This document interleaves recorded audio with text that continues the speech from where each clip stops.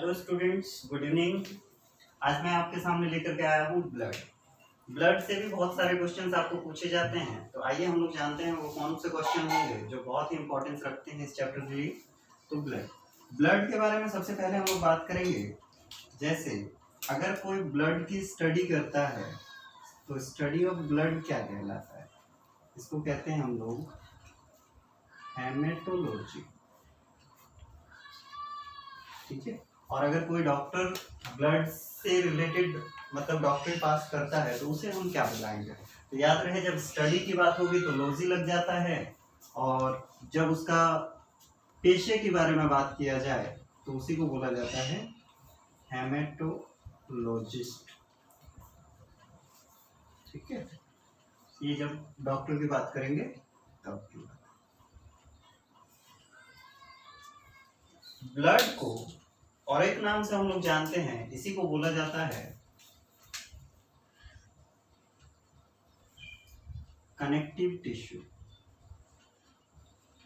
Connective tissue इसलिए बोलते हैं, कारण है कि ये पूरा का पूरे बॉडी को कनेक्ट करके रखता है, एक दूसरे को कनेक्ट करता है, इसलिए इसको कनेक्टिव टिश्यू या संयोजी ऊतक बोलते हैं। संयोजी ऊतक, इसका काम क्या होता है? तो इसका मेन फंक्शन है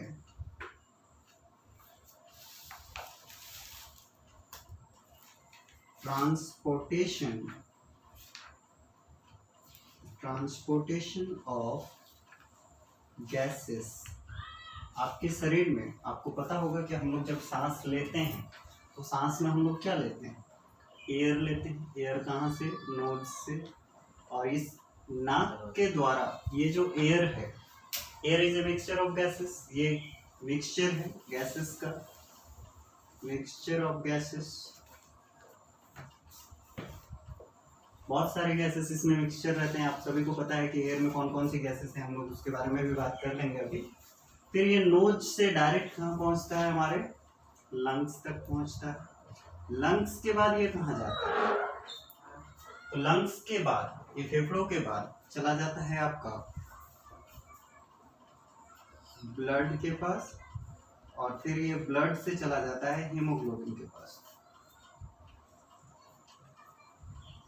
और यही हीमोग्लोबिन से, याद रहे, एयर सिर्फ और सिर्फ इस ब्लड में जो गया है लंग्स में, तो याद रहे लंग्स क्या करता है?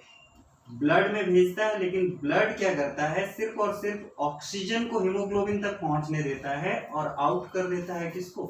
Carbon dioxide. कार्बन डाइऑक्साइड को साइड कर देता है, या बाकी जितने भी गैसेस है, अदर गैसेस है, वो सबको आउट कर देता है।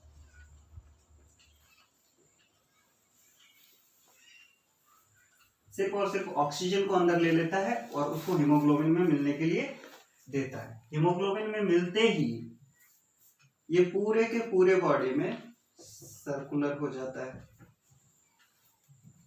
इसीलिए इसको बोला जाता है सर्कुलेटरी सिस्टम।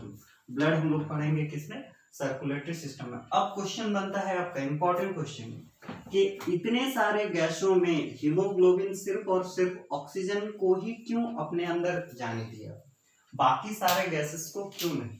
रीजन क्या था? तो याद रहे, इस धरती पर या इस ब्रह्मांड में ह्यूमन बॉडी के लिए सिर्फ एक ही गैस है जो ग्लूकोज को जलाता है, और वो कौन है? ऑक्सीजन। ऑक्सीजन के अलावा ऐसा किसी भी गैस में शक्ति नहीं है कि आपके ग्लूकोज को जला दे। ग्लूकोज का जलना क्यों जरूरी है? अगर देखा जाए तो ग्लूकोज है क्या? ग्लूकोज का फॉर्मूला होता है C6H12O6। अब देखिए यहाँ ग्लूकोज जो होता है ऑक्सीजन के साथ रिएक्ट करके, ऑक्सीजन के साथ मिल करके बनाता क्या है? CO2 plus H2O plus ATP के फॉर्म में एनर्जी बनाता है। ये एक एनर्जी है, ठीक है। तो ग्लूकोज क्या करता है? ऑक्सीजन के साथ जब मिलता है तो ऑक्सीजन इसी ग्लूकोज को जला करके क्या क्या बनाएगा? कार्बन डाइऑक्साइड, वाटर और एनर्जी बनाता है। एनर्जी पूरे बॉडी को मिलता है। वाटर आपके ब्लड को एक जगह से दूसरी जगह जाने में मदद करता है, और CO2 गैस जो है वो आउट हो जाता है। अब बात करते हैं इस एटीपी का। एटीपी चूंकि एक स्टोर्ड एनर्जी है, आगे आपके शरीर को एनर्जी प्रोवाइड करता है, तो एटीपी स्टोर कहाँ होता है? तो स्टोर होता है ये माइटोकॉन्ड्रिया में। ये स्टोर कहाँ होता है? माइटोकॉन्ड्रिया में। इसी कारण से माइटोकॉन्ड्रिया को कहा जाता है पावर हाउस। आपके बॉडी का ये बिजली घर कहलाता है या पावर हाउस कहलाता है। पावर का मतलब क्या होता है? एनर्जी, जो आपके पूरे शरीर को एनर्जी प्रोवाइड करता है। इसी कारण से इसको क्या बोलेंगे हम लोग? पावर हाउस कहेंगे।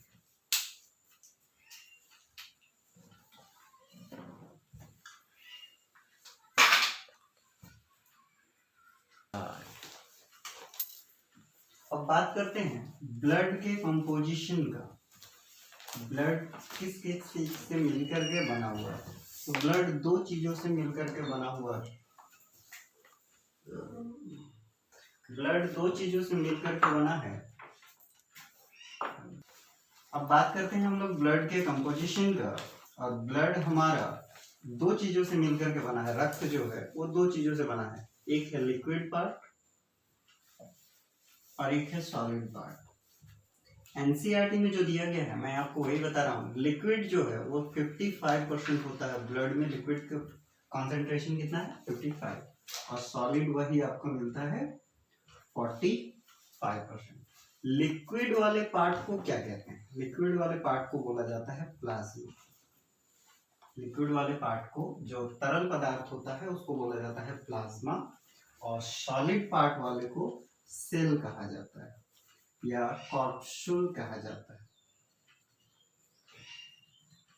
या कॉर्पसूल कहा जाता है। सेल, आप सभी को पता है कि ब्लड में 3 सेल पाए जाते हैं।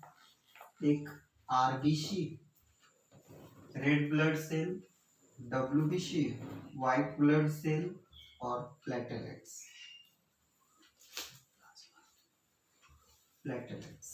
ठीक है। और प्लाज्मा जो है ये आपका लिक्विड पार्ट है। अब हम लोग एक एक करके इनके बारे में बात करेंगे।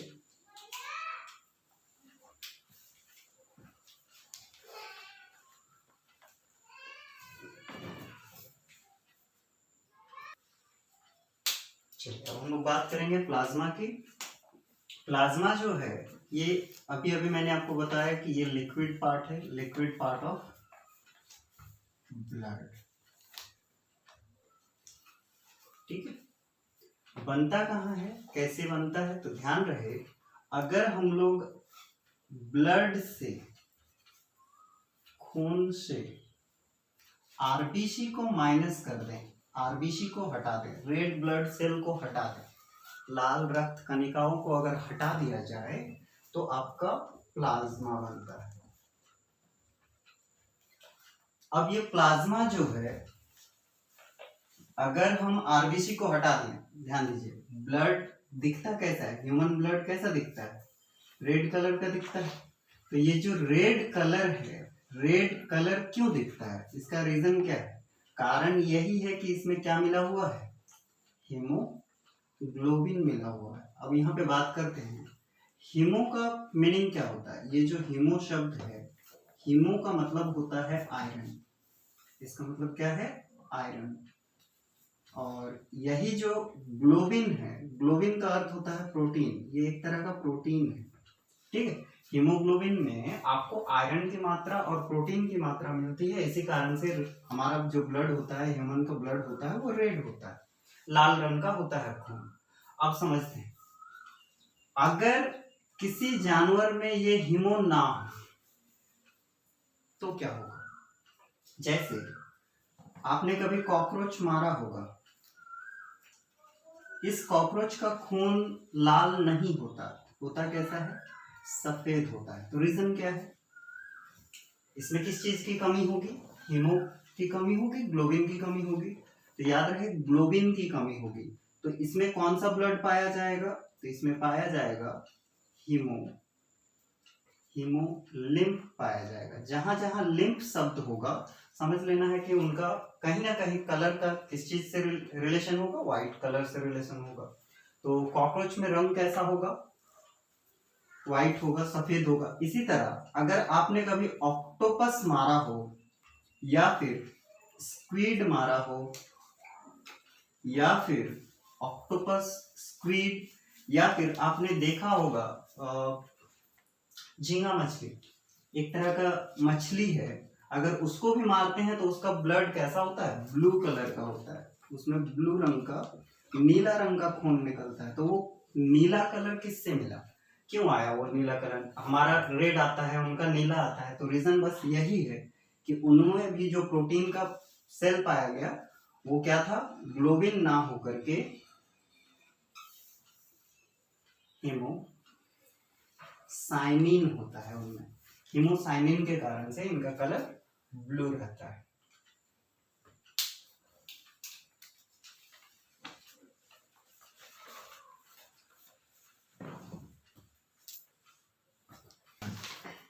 अब देखिए, हमने अभी अभी बताया कि ब्लड से आरबीसी निकाल दो, आरबीसी का मतलब है कि ये रेड कलर को ही निकाल दिया जा रहा है।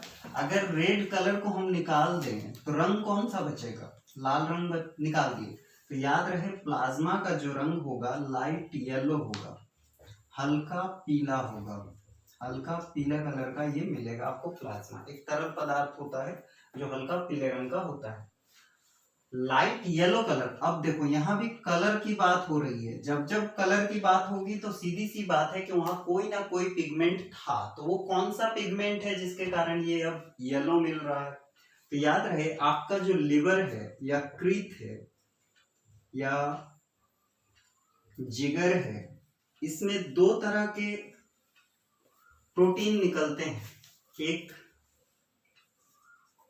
बिलीरुबिन और एक होता है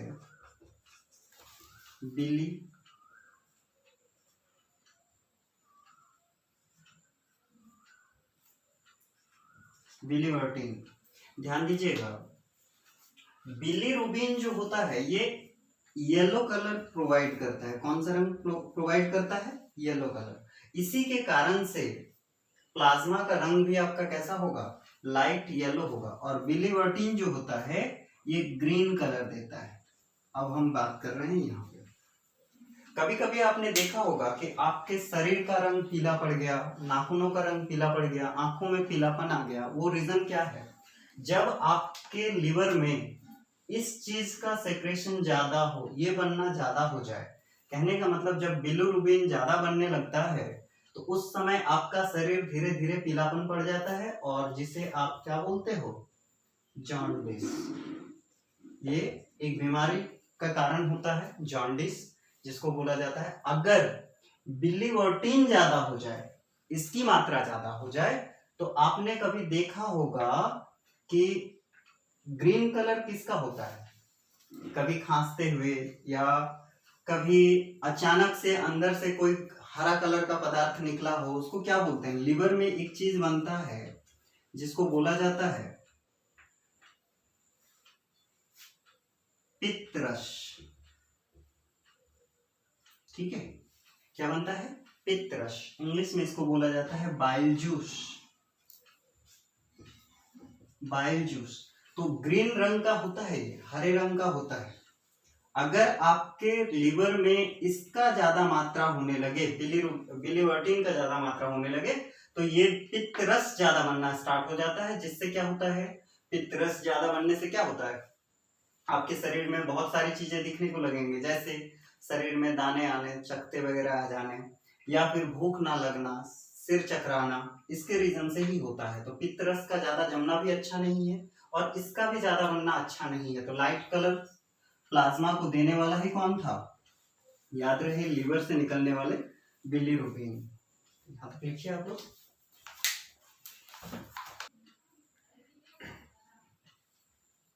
अब बात करते हैं ब्लड में आरबीसी की।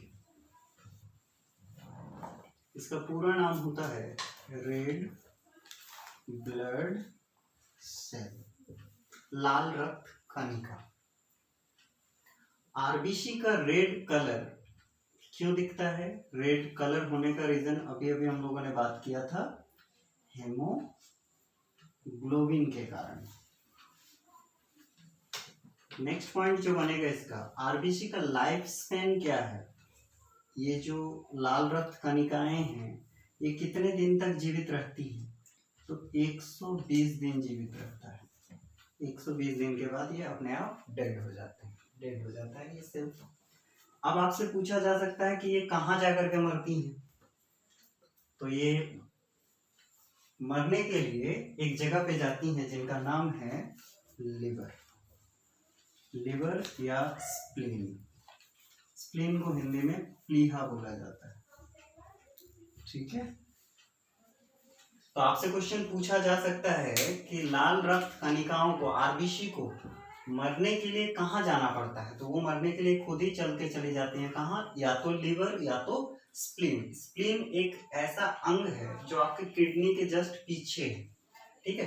किसी कारण से ध्यान दीजिएगा, अगर ऑप्शन में आपका लिवर हुआ, सिर्फ लिवर है तो लिवर भी सही है, अगर स्प्लीन सही अगर दिया है तो स्प्लीन भी सही है, अगर दोनों दे दे तब हो सकता है कि थर्ड ऑप्शन आपका बोथ हो, दोनों, तब दोनों में मारना है। अगर दोनों ना दे तो याद रहे सबसे ज्यादा मात्रा में लाल रक्त कणिकाएं स्प्लीन में मरती, तो स्प्लीन आपका सही होगा। इसी कारण से याद रहे कोई भी चीज अगर मरता है तो हम लोग कहाँ ले जाते हैं उसको? कब्रिस्तान में। तो इसी कारण से स्प्लीन को ही कहा जाता है graveyard of blood. Graveyard of blood. Graveyard का मतलब होता है कब्रिस्तान।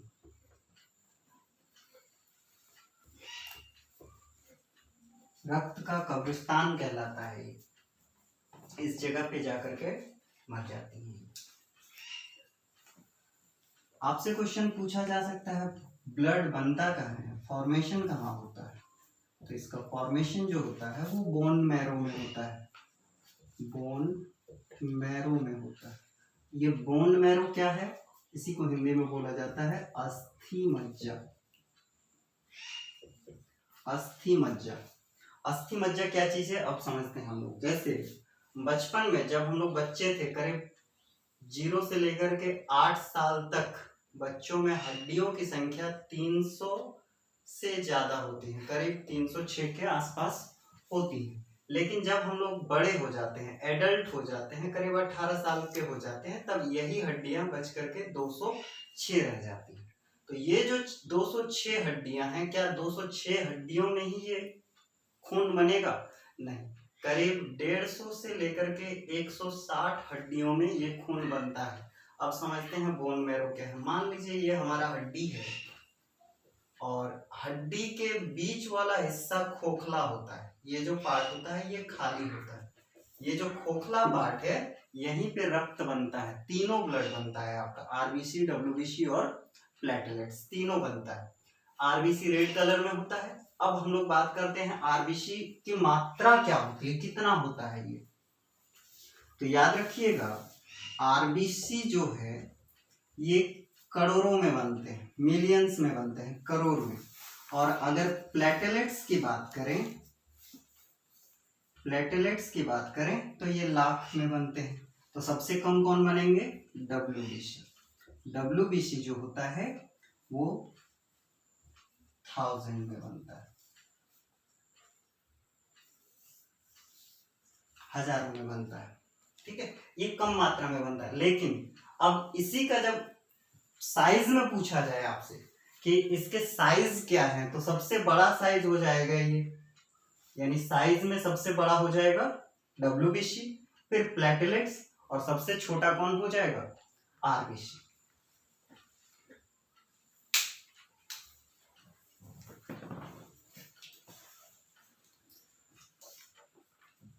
अब बात करते हैं हमारे शरीर में ब्लड होना कितना चाहिए। तो याद रहे मेल में, पुरुष में ये जो होता है 5 से 6 लीटर तक होना चाहिए, 5 से 6 लीटर होना चाहिए। अगर फीमेल की बात करें, स्त्रियों की बात करें, तो ये ब्लड 4 से 5 लीटर के बीच होना चाहिए। इससे ज़्यादा हो सकता है लेकिन कम होना सही नहीं है। लेकिन बात करते हैं ये पूरे शरीर में कैसे करके आप इसका ये करोगे, अंदाजा कैसे लगाओगे, या इसको जब आप मेजर करोगे तो कैसे। तो याद रहे आपके शरीर का जो वेट है, वेट का 7% ऑफ टोटल बॉडी वेट, पूरे शरीर का जो वजन है उसका 7% आपका ब्लड होता है। तो आप इससे अंदाजा लगा सकते हो कि आपके अंदर ब्लड है कितना। मान लीजिए कोई बच्चा 42 kg का है तो उसके अंदर में कितना ब्लड होगा, तो 7% निकालना है। 7/100 कर दीजिए इसको, कैसे निकलेगा, कितना हो जाएगा, 7 2 14, 7 4 28 और 1 29/100, यानी आपके शरीर में लगभग 3 लीटर ब्लड है, जो कि बहुत ही कम है। होना कितना चाहिए, 5 से 6 लीटर। यानी आपका वेट अगर बहुत कम है, बहुत ज्यादा शरीर का वजन कम है, तो समझना है कि आपके अंदर में किस चीज की कमी आ रही है, ब्लड की। और ब्लड को बढ़ाने का सिर्फ और सिर्फ तरीका क्या है, हाई प्रोटीन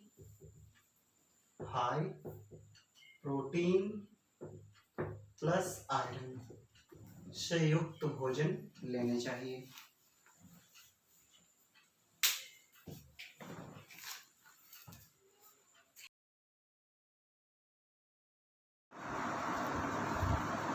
चलिए, इससे रिलेटेड जो भी क्वेश्चंस थे, मतलब जो अभी तक हम लोगों ने किया उसको एक बार क्विक रिवीजन कर लेते हैं, उससे रिलेटेड क्वेश्चंस थोड़े बहुत निकाल लेते हैं। जैसे मैंने बताया कि ब्लड जो होता है वो मेल में 5 to 6 लीटर होता है और फीमेल में ये रहता है 4 to 5 लीटर, या कह सकते हैं टोटल बॉडी वेट का 7% of total body weight.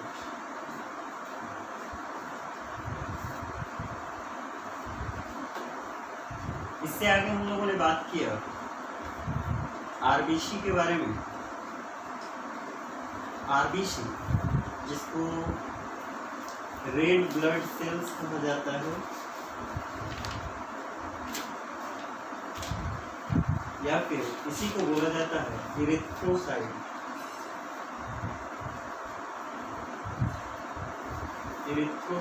Erythro शब्द का मतलब भी होता है ब्लड और साइट का मतलब होता है सेल। ठीक है, जब भी इरिथ्रो शब्द आ जाए तो समझ लेना है कि वहाँ रेड कलर के किसी प्रोटीन के बारे में बात हुई है, और ये तो सेल है, ये आपको क्लियर हो ही गया है। इसके बाद हम लोगों ने बात किया इसका जो लाइफ स्पैन होता है आरबीसी का, करीब करीब 120 दिन का होता है। ये 120 दिन के बाद डेथ हो जाती है ये सेल्स। अब बात हो रहा है कि ये किस जगह पे जाकर के मरती हैं, इनका डेथ कहाँ होता है। तो डेथ होता है इनका लीवर या फिर स्प्लीन में। हम लोगों ने बात किया था लीवर में थोड़ी कम मात्रा में, लेकिन स्प्लीन में सबसे ज़्यादा मात्रा में होता है। और स्प्लीन को ही, इसी को बोला जाता है ग्रेवयार्ड ऑफ ब्लड।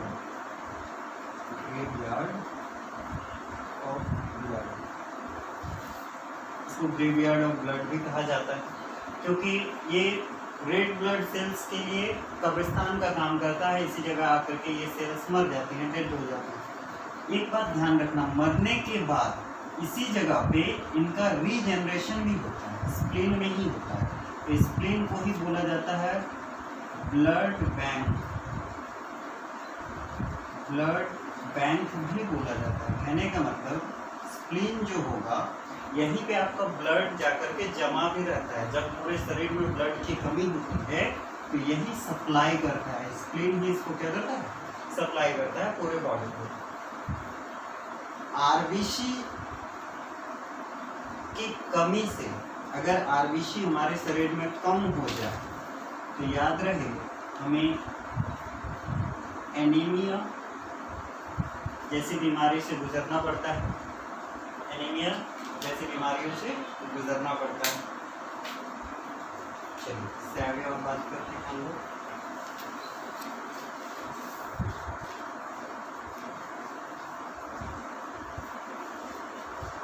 आरबीसी हमारे शरीर में मिलियंस में पाए जाते हैं, मिलियंस में पाए जाते हैं।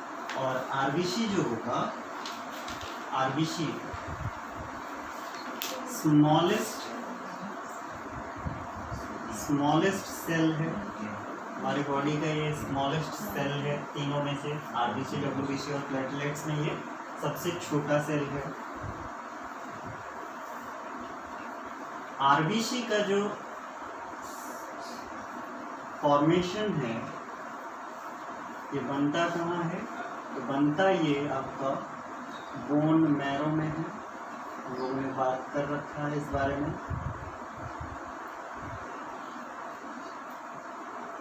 बोन मैरो में ये बनता है आपका।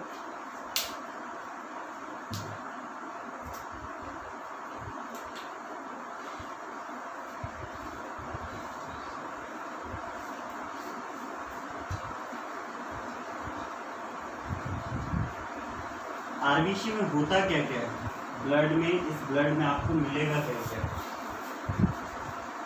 Water, H2, protein, oxygen, CO2, oxygen, CO2, urine, ये सारे के सारे इसमें मिक्स होते हैं, मिक्सचर होता है ये ब्लड सेल्स, यानी ब्लड ये पूरी तरह से मिक्स्ड होता है।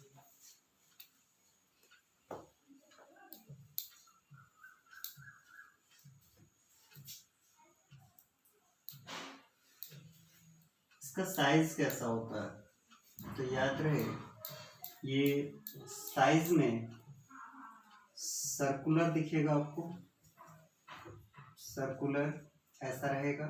और ध्यान रहे किसी भी सेल में एक न्यूक्लियस जरूर होता है, तो आरबीसी में भी न्यूक्लियस होगा, लेकिन जो मैमल्स होंगे ये मैमल्स में एब्सेंट होगा।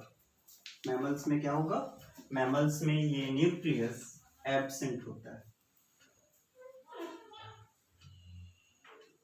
न्यूक्लियस मैमल्स में न्यूक्लियस जो होगा वो एब्सेंट होगा, एक्सेप्ट एक जीव को छोड़ करके। यह एक्सेप्शन है। एक्सेप्शन ये है कि कैमल में ये मिलता है, कैमल या लामा, ठीक है, ये ऊंट का ही दूसरी प्रजाति है, छोटा जाति में। और दूसरी बात, मैमल्स में ये न्यूक्लियस नहीं मिलता। मैंने जैसे आपको बताया, जब ये न्यूक्लियस नहीं मिलेगा तो ध्यान रखिएगा आरबीसी जो होता है, आरबीसी का जो, या फिर समझ लीजिएगा कि किसी भी सेल का न्यूक्लियस उसका ब्रेन कहलाता है। तो इसी कारण से समझ लीजिए कि हम लोगों में अगर न्यूक्लियस में ये ब्रेन नहीं मिलता तो ये हमारे लिए ब्रेनलेस हो जाएगा, ये हमें नहीं मिलेगा।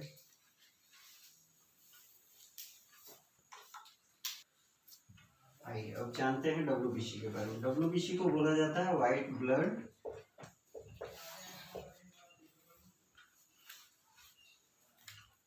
सेल। इसका दूसरा नाम भी अगर लिखना है तो लिख लेंगे, ल्यूकोसाइट। इसको ल्यूकोसाइट भी बोला जाता है। डब्ल्यूबीसी जो है ये आपके तीनों ब्लड पार्टिकल्स में, तीनों सेल में से ये सबसे बड़ा है, largest blood cell.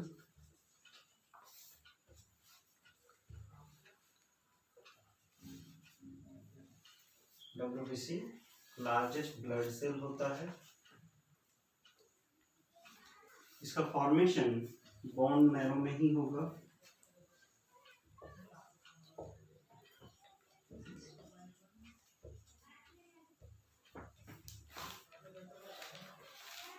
Bone marrow में इसका फॉर्मेशन होगा। इसका साइज जो होगा वो इररेगुलर होगा। इररेगुलर का मतलब होता है कि इसका कोई भी साइज निश्चित नहीं होगा, ये अमोइबा जैसा रहता है उस तरह का, यूनिसेलुलर होगा। साइज के बाद ये हमारा किस काम आता है, वर्क क्या है इसका, फंक्शन क्या है, तो ये आपके शरीर का इम्यूनिटी बढ़ाता है। कहने का मतलब बाहरी वायरस, बैक्टीरिया या कोई भी अटैक से आपके शरीर को बचा करके रखने वाला ही कौन होता है? WBC होता है। ये आपके शरीर में प्रतिरक्षा एंटीबायोटिक का काम करता है। अगर हमारे शरीर में इसकी कमी हो जाए, अगर लेस WBC हो जाए, तब क्या होगा? अगर कम हो जाए तो क्या होगा? अटैक ऑफ मैनी डिजीजेस, बहुत सारे बीमारियों का हमारे शरीर में आक्रमण होगा।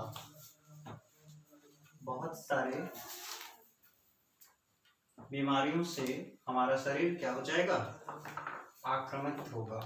अगर इसकी संख्या में बढ़ोतरी हो जाए, मोर WBC अगर हो जाए, अधिक मात्रा में इसकी संख्या बढ़ जाए, तो क्या होगा? इसी को बोलते हैं ल्यूकेमिया, ल्यूकोमिया, या फिर दूसरा नाम ब्लड कैंसर। अगर इसकी संख्या आपके शरीर में बढ़ जाए तो आपको ल्यूकेमिया यानी ब्लड कैंसर जैसी बीमारियों से गुजरना पड़ेगा।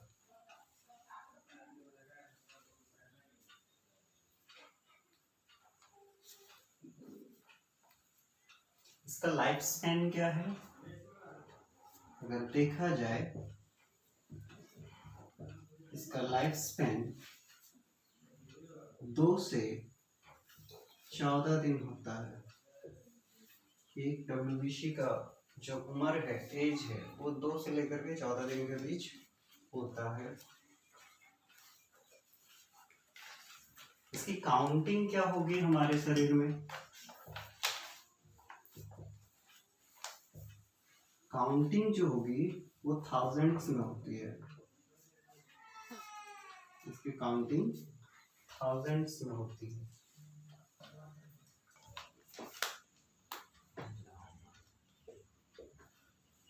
Platelets,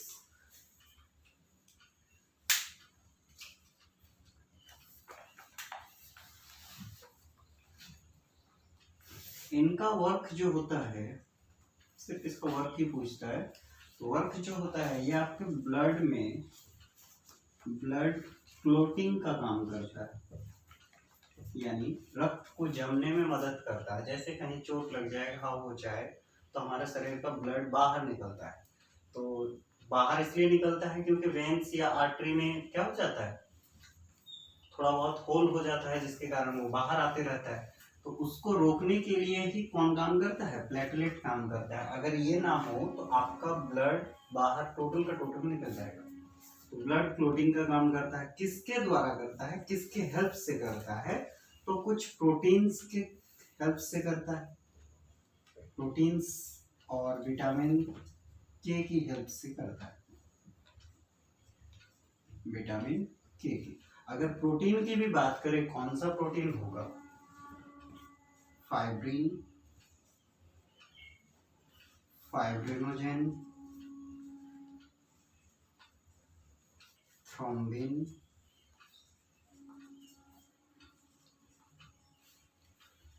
prothrombin. इन प्रोटीन्स की हेल्प से ब्लड को जमने में मदद मिलता है। और सबसे ज्यादा हेल्पफुल कौन होगा? वो होगा आपका फाइब्रिनोजेन। अगर फाइब्रिनोजेन ना हो तो आपका ब्लड क्लोटिंग नहीं होगा। ये मिलते कितने हैं? तो जब मिलने की बात होगी तो ये आपके लाखों में मिलते हैं, लाख्स में। करीब 4 to 6 लाख होता है इसका पूरा का पूरा काउंटिंग। ठीक है,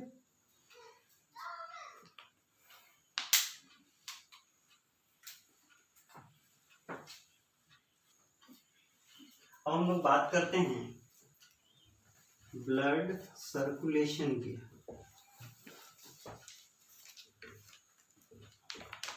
रक्त परिसंचरण की बात करेंगे हम लोग, कैसे करके ब्लड हमारे शरीर में एक जगह से दूसरी जगह जाता है।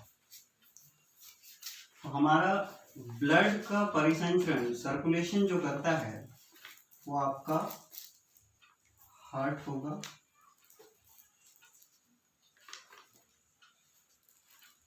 ठीक है, लेकिन याद रखिएगा हार्ट आपका होता कैसा है, जस्ट दिखेगा ऐसा ही, लेकिन इसमें 4 चैम्बर होते हैं। ठीक है, किसी भी इंसान में या मैमल्स में 4 चैम्बर आपको देखने को मिलते हैं। 4 चैम्बर में जैसे पहला चैम्बर ये है आपका, दूसरा या इसी को दूसरा मान लो, तीसरा और ये चौथा। पहला चैम्बर को बोला जाता है, याद रहे जैसे फिगर आपको इस साइड से मेरी ओर से दिख रहा है तो मेरा ये लेफ्ट होता है, तो ये होगा आपका लेफ्ट और ये होगा आपका राइट।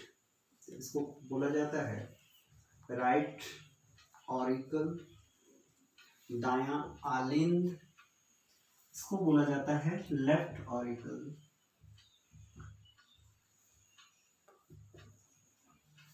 इसी तरह ये वाला आपका होगा राइट वेंट्रिकल और ये हो जाएगा आपका लेफ्ट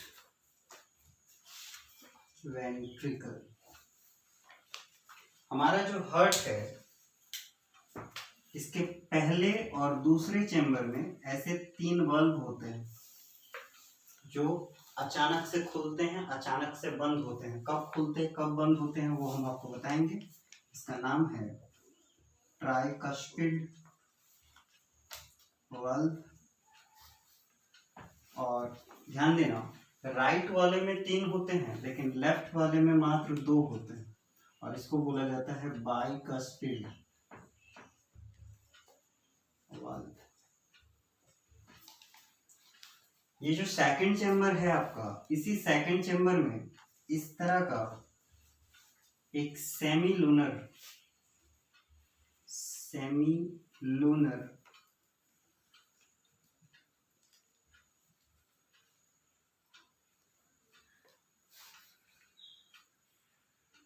वेंट्रिकल होता है, सेमी लूनर वेंट्रिकल होता है।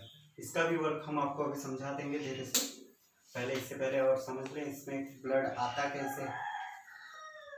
हार्ट में ऊपर साइड से इस तरह एक वेन आता है जिसको बोला जाता है सुपेरियर वेना कोवा।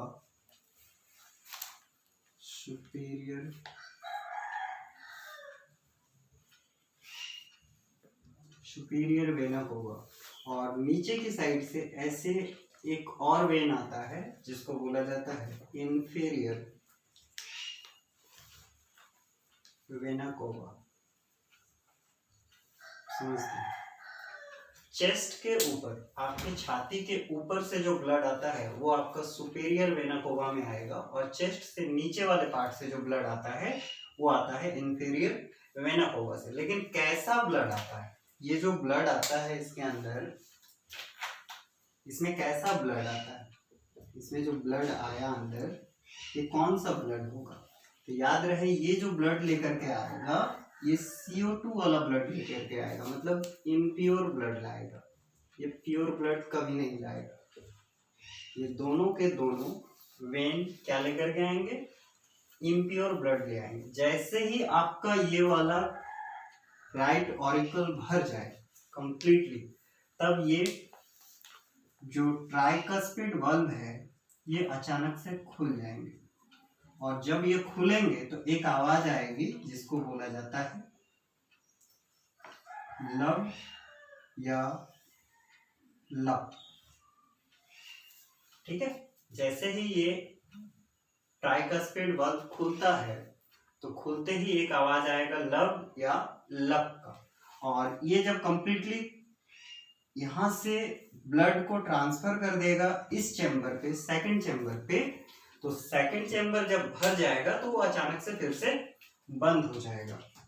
और जैसे ही ये बंद होगा तो याद रहे इसी में से इस तरह से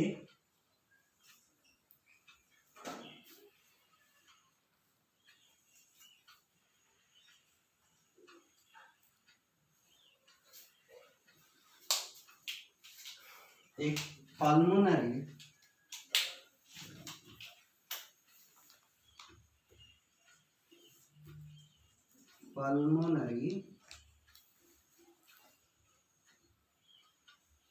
आर्टियोल या आर्टरी बोलिए, आर्टियोल की जगह पे आर्टरी, एक पल्मोनरी आर्टरी, ध्यान दीजिएगा, ये पूरे शरीर का एकमात्र ऐसा आर्टरी है, ऐसा धमनी है, एक ही आर्टरी है, बाकी जितनी भी आर्टरी होंगी वो प्योर ब्लड का संचालन करती है, मतलब वो प्योर ब्लड को ढोती हैं, लेकिन एकमात्र ऐसा आर्टरी है जो कौन सा ब्लड लेकर के आएगा अब यहाँ से, क्योंकि ये इम्प्योर ब्लड था तो इम्प्योर ब्लड को ही ट्रांसफर करेगा ये, तो इम्प्योर ब्लड लेकर के चलेगा। पल्मोनरी का मतलब होता है लीवर, पल्मोनरी का मतलब ही होता है क्या, लीवर, तो सॉरी लंग्स। तो ये जो ब्लड है ये कहाँ लेकर के जाएगा, अब ये लेकर के पहुंचाएगा कहाँ तक, लंग्स के पास, लंग्स के पास, फेफड़ों के पास ये ब्लड लेकर के चला जाएगा, और लंग्स क्या करेगा, आपके ब्लड का जो CO2 है उस CO2 को क्या कर देगा, आउट कर देगा, CO2 को आउट कर देगा, बाहर निकाल देगा, और बाहर निकाल करके इन क्या करेगा, O2 को, ऑक्सीजन को। आप नाक से जब सांस लेते हो तो बहुत सारे गैसेस अंदर जाते हैं, तो वो जो गैस अंदर गया उसमें से चुनाव किसका करेगा, ये ऑक्सीजन का, और ऑक्सीजन को लंग्स में जाने की अनुमति मिलती है, और जो अंदर से जो हमारा CO2 आया था ब्लड के द्वारा वो बाहर कर देगा। यानी एक होल से, नाक के एक होल से आपने ऑक्सीजन ले लिया जो लंग्स तक पहुंच गया, और लंग्स का ही एक होल से आपका CO2 बाहर चला गया। जैसे ही अब ये CO2 बाहर गया तो ये ब्लड अब क्या हुआ, पहले इम्प्योर था, अब क्या हो गया, प्योर हो जाएगा, और प्योर ब्लड कहाँ पहुंचेगा दोबारा, आपके हार्ट के चौथे पार्ट में, और चौथा पार्ट में जहां पहुंचेगा उसको लेकर के कौन आएगा, इसका नाम क्या होगा, इसका नाम होगा पल्मोनरी वेन। अब ध्यान दीजिए, वेन ज्यादातर क्या करता है, कौन सा ब्लड लेकर के आता है, इम्प्योर ब्लड, पूरे शरीर में जितनी भी वेन है वो इम्प्योर ब्लड को ही ट्रांसफर करती, लेकिन ये एक लौता ऐसा वेन होगा जो कौन सा ब्लड ट्रांसफर करेगा, लंग्स से लेकर के पहुंचाएगा हार्ट तक, ये प्योर ब्लड लेकर के आएगा, प्योर ब्लड मतलब ऑक्सीजन वाला ब्लड लेकर के आएगा। जब ये चैम्बर भर जाएगा इस ब्लड से, प्योर ब्लड से, तो ये बाइकस्पिड बल्ब खुलेगा, और बाइकस्पिड बल्ब जब खुलता है तो एक और आवाज आता है जिसको बोला जाता है डप, ठीक है।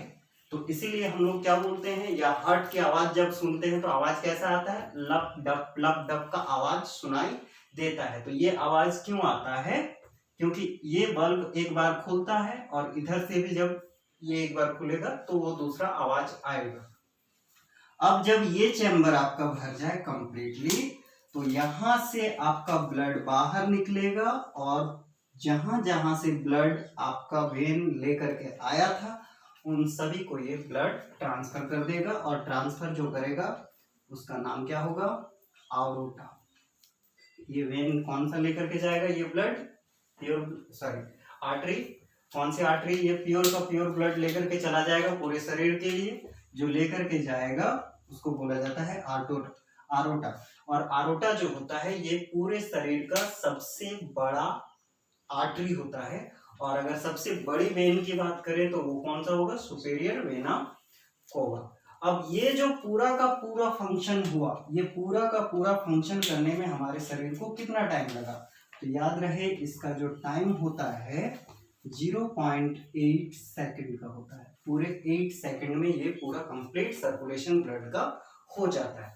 अब बात करते हैं यहाँ पे, अगर मेरा ट्राइकस्पिड बल्ब सही से काम ना करे तब क्या होगा, तो ये वाला पूरा का पूरा चैम्बर भरा रह जाएगा ब्लड से, और चैम्बर ब्लड से जब भरा रह जाएगा और CO2 रहेगा, CO2 चूंकि एक भारी गैस है तो भारी गैस क्या करेगा, इस पर प्रेशर डालेगा, और प्रेशर डाल करके आपके इस हार्ट को चॉक कर देगा। चॉक का मतलब क्या होता है,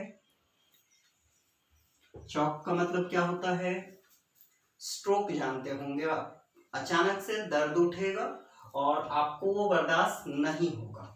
अब अगर ये ना हो, सेमिलुनर वाल्व ना हो, इसका क्या काम, अगर ये ना हो तो ये जो ब्लड आपका प्योर ब्लड लेकर के पल्मोनरी आर्टरी लेकर के जा रहा है, इसमें प्रेशर ज्यादा आएगा। मतलब अचानक से देखो इसमें क्या होता है कि एक लिमिट से हल्का हल्का ब्लड को पार होने का टाइम देता है। अगर ये ना रहे तो ब्लड बहुत तेजी से इसके अंदर जाएगा और इस पूरे के पूरे पल्मोनरी आर्टरी को क्या करेगा, वो फटने में मजबूर कर देगा। और जैसे ही इसमें ब्लास्ट होगा आपका हार्ट क्या कर जाएगा, जिसको आप जानते हो किस नाम से, क्या बोलते हैं उसको, हार्ट अटैक।